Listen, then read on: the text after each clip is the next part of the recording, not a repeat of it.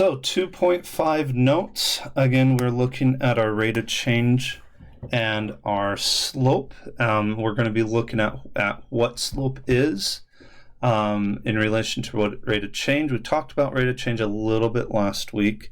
And so we're going to be re-explaining that and looking at what is slope, how it relates to linear equations, because that's the crux of what we're going to be looking at this week is going to be our linear equations.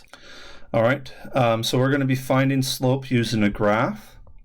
We're going to be finding slope given 2 points, and then finding slope from vertical and horizontal lines. And then we do have a summary down at the bottom, or on the last slide of the Jamboard if you're on the Jamboard.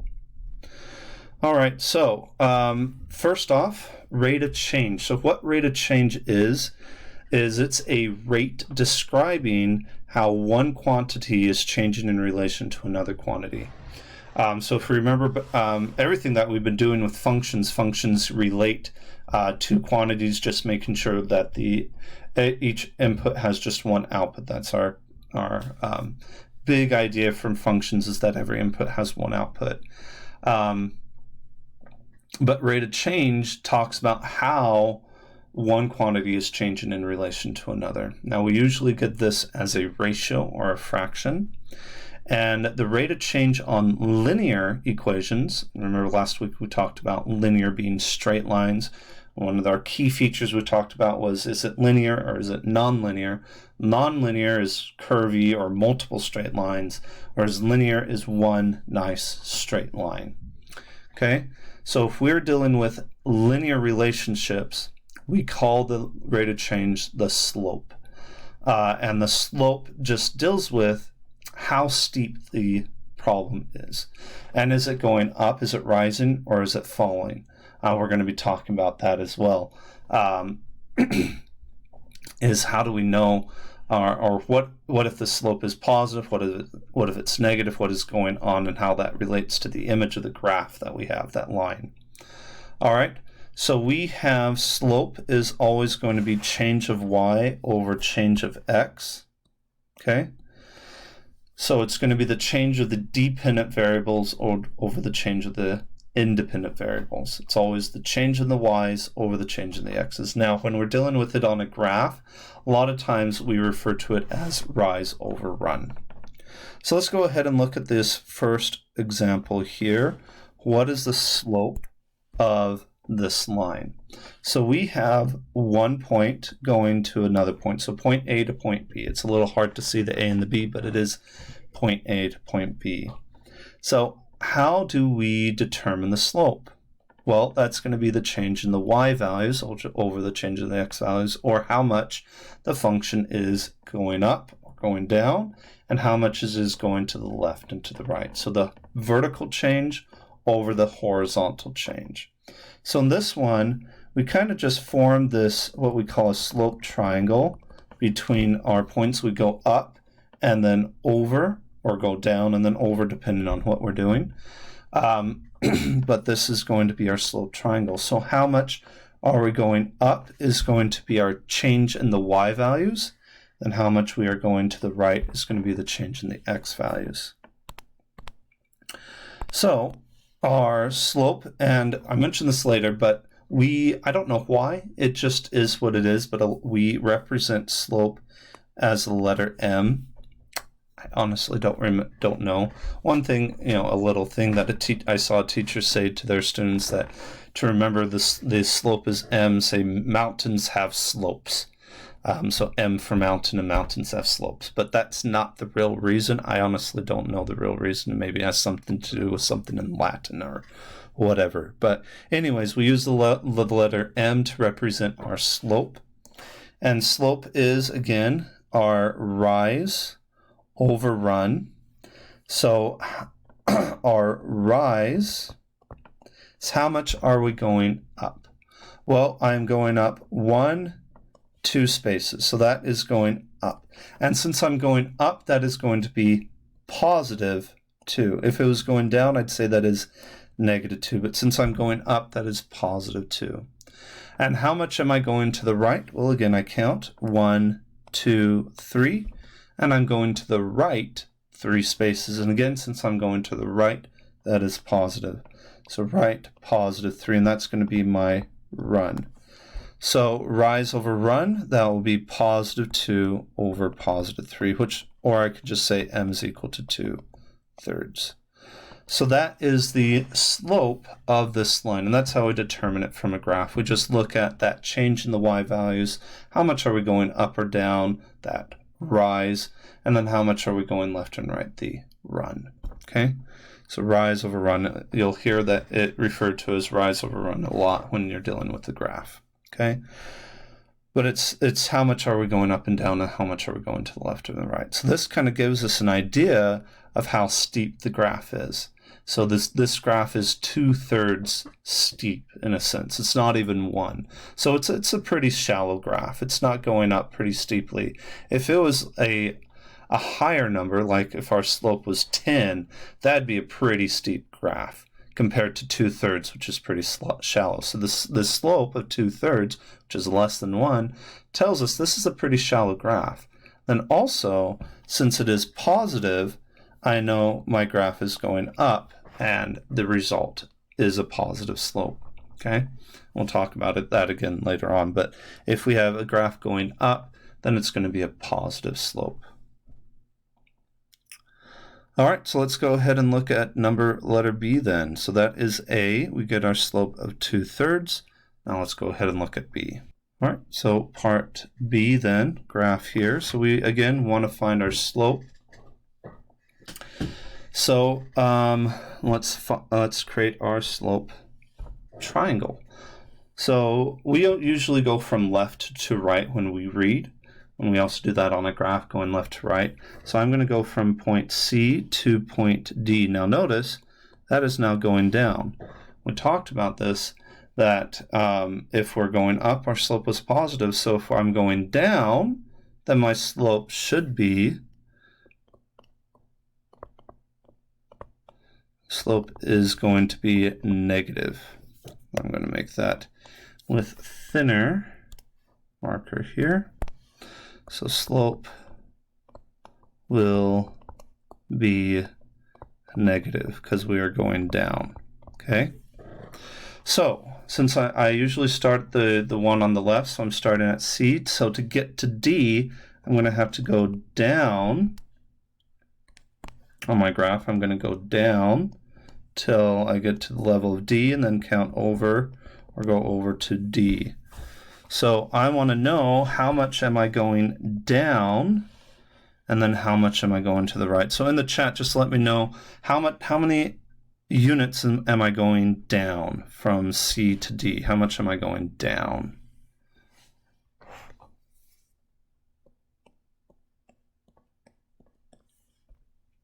Good, Maya. I'm going down 4. Now, since I'm going down, do you think this is going to be a positive 4 or a negative 4?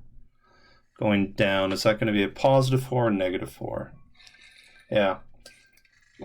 Down would definitely be negative. So I'm going to write this as a negative 4. All right, how much am I going over to the right?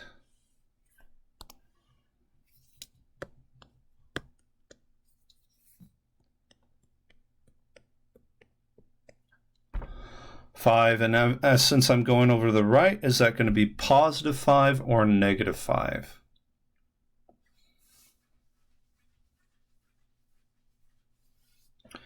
Yep, that's going to be a positive 5. So now I can go ahead and write out what my slope is. Again, use the letter M, and it is the rise, so the vertical change of negative 4 over the horizontal change of positive 5. So that we can just write as negative 4/5, and that would be my slope, and I'm done with that problem. So that one again is still less than 0, so it is still a pretty shallow graph, but it is now negative, so my graph is going down. Okay, and our answer was negative, as we said at the beginning, because my graph was going down. My answer was negative, and I saw that in the numbers that I got. Okay. So, any questions on part B here? All right. Well, if there's no questions, I'd like you to go ahead and try number 1 and number 2. which you have in the Jamboard, you can go ahead and do the work there. But go ahead and do problems number 1 and number 2, please. So I put the work for the problems A and B up again so you can still see them. You should have them in your notes, but go ahead. Should be working on problems 1 and 2. All right, so I'd like to know what your answers are. So let's see. All right. So let's check our work for problem number 1. I'm seeing a couple different answers in there, so let's just double check. So check your work against mine. So I have my point here on the left going to the one on the right, and I am going up, and that looks like just a positive 1, only going up 1 step, and then I am going to the right positive 3 spaces. So my slope for number 1 should have been 1/3. Okay? So again, we're just counting from that point how many spaces up we're going, up or down, and then how many we're going left or right. Okay? So that should have been positive 1/3. All right, so let's go ahead and look at the next one. Again, starting from the one on the left to the one on the right, I am now going down on this one, so that's down 1, 2, 3, 4, 5. So it looks like I'm going down 5, so that would be a -5. And then from there, I'm going over 2 spaces, so positive 2. So our slope should have been -5/2. All right. So 1/3 and then -5/2 should have been the answer, which I did see from several people, so well done on those. But if you did not get that, go ahead and make sure you do get the correct work for those two. All right. So 1/3 and -5/2. Now, if you notice, 5/2 is more than 1. That would be -2.5 if we got the decimal. So we see that slope is definitely a lot steeper than the 1/3. The 1/3 is really shallow, but the 2/5, or 5/2 rather, 2.5 is a lot steeper. And also we notice that 1/3 was positive, so we are going up, whereas 5/2 was negative, so the line is going down. All right, so let's go ahead and go into the next part then. So we have seen now how we find slope given a graph. We'll go ahead and just look and count spaces, how much we're going up and down, over how much we're going left and right. So let's go ahead and look at how do we find the slope given 2 points. Now there are 2 different ways you can do it. We have our first method, which uses what we call our slope formula. And then our second method, where we can go ahead and put it in a table of values and look at the change of y's over the change of x's. Okay?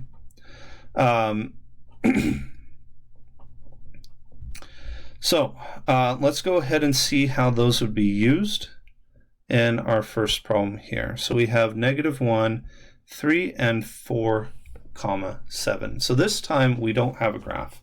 Now, I've seen people make a graph, plot the points, and find their slope that way. However, if we do the graph freehand, a lot of times we miscount our steps, and so the graph might not necessarily be as reliable or as accurate as if we did it by hand.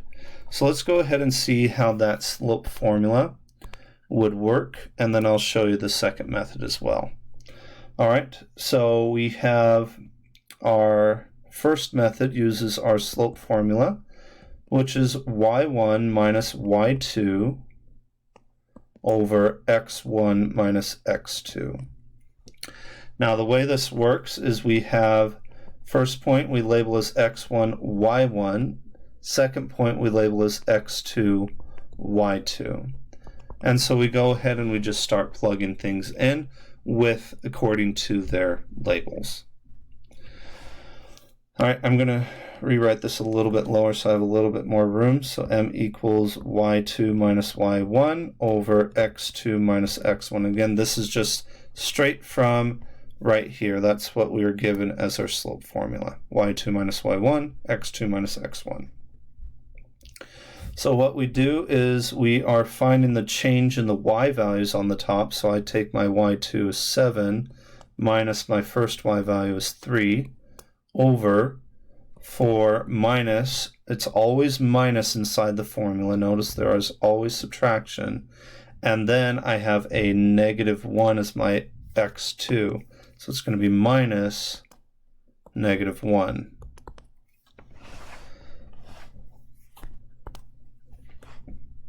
So 7 minus 3 would just do that math. 7 minus 3 is 4. Oh, let me get a thinner marker here. I have 4, and then here I have a double negative, so these become positive. So 4 plus 1 is 5. So my answer, 4/5. So if I was to plot that, that would be my rise over run. I'd be going up 4 to the right 5. So that would be my slope, 4/5.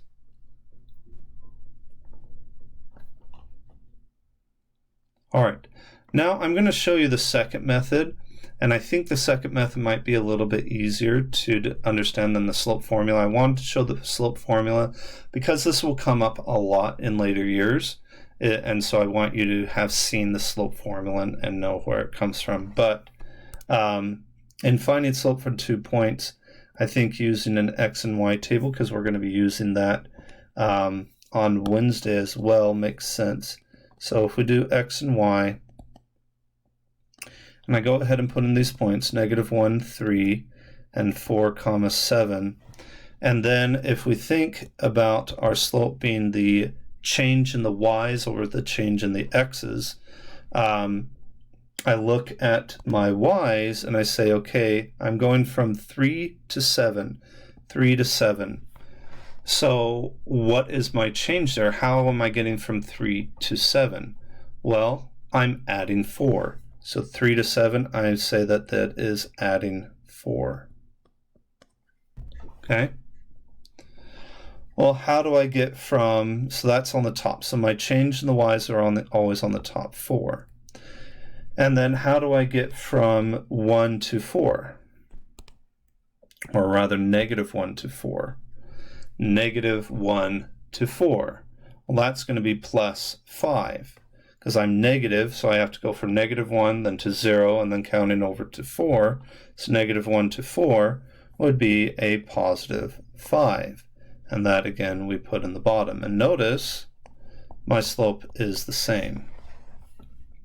Okay, so I'm just looking at what is the, how am I getting from the first y value to the second y value, and then from the first x value to the second x value. And I'm just looking at the change. What's my change in the y over the change in the x's? And the slope comes out to be the same. Okay? Any questions on that first one?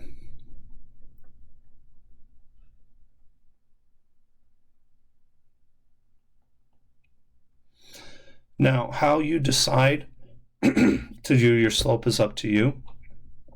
If you want to use the slope formula, you can definitely use the slope formula, and you might want to do that because that might be a method that you've seen in previous classes. And by all means, if you know the slope formula, you want to use it, and you're able to do it without any problem, that's fine. I've just seen a lot of people make mistakes with the slope formula. So we can also use that table. So let's go ahead and try the table again on this next problem, B. I have -8 and 7. So I'm going to go ahead and make this x and y table. So I have -8, 7, 4, and 1. So what is the change in my y values? Let me know in the chat. How do I get from 7 to 1? What am I doing? What's my change?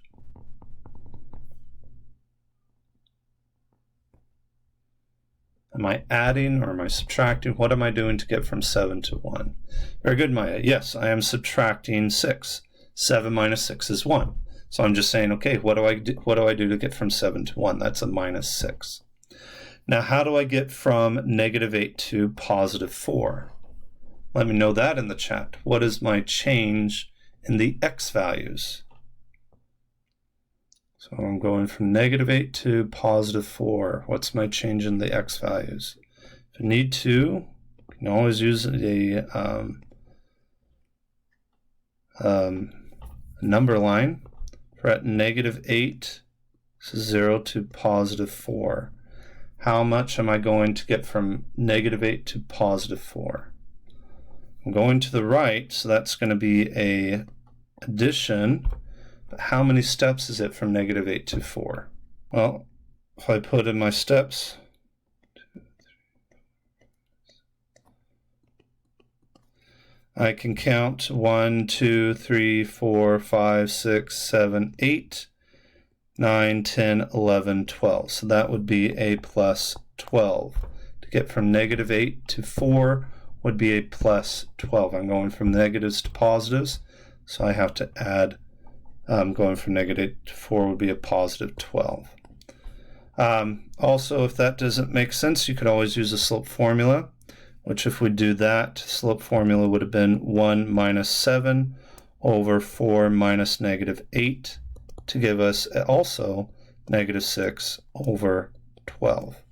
So either way, we get -6 over 12, whichever way makes more sense to you, and we get -1/2. We do need to simplify, so -1/2 would have been our answer. Okay. Whether you use the slope formula or you use your the table, doesn't really matter, but we do need to be able to get our slopes from our graph there. Okay. All right, so let's go ahead and try these two problems here. So we're going to find the slope between the two given points. This time we're just going to go ahead and use our slope formula. So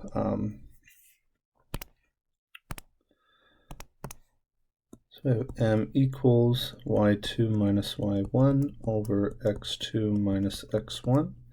So x1, y1, x2, y2.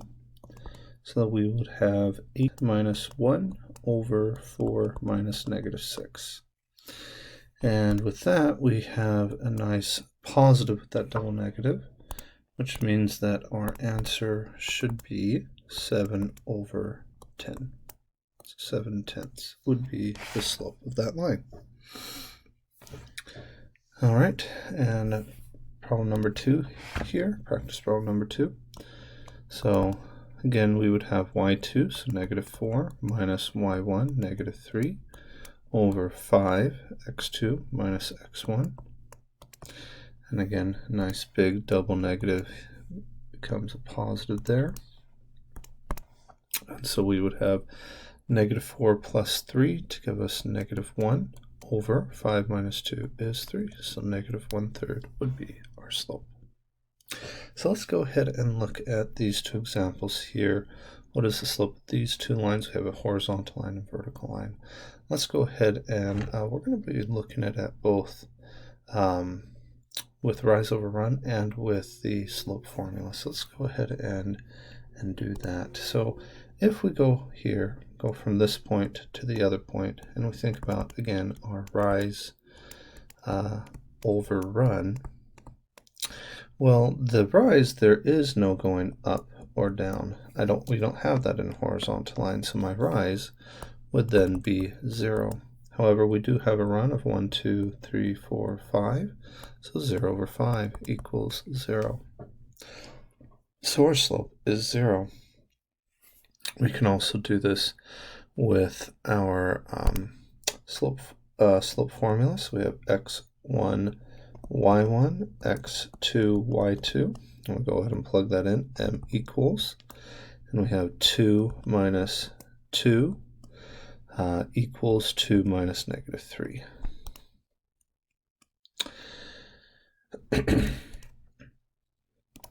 So from that, we would again get 0 over 5, which would be, again, 0.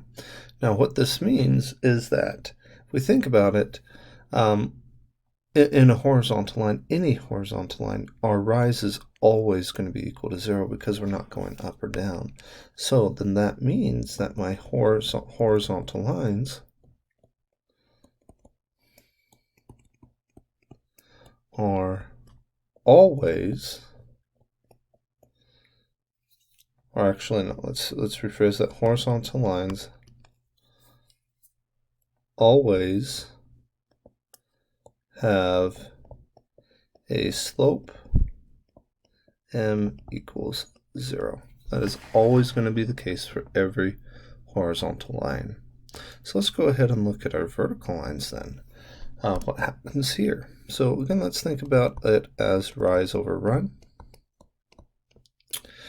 And in this one, we do have a rise. We have, if we're going from the bottom one to the top one, or you can go from the top one to the bottom one, doesn't really matter. But if we go up, that'd be 1, 2, and 3. So up 3, we would have 3 over.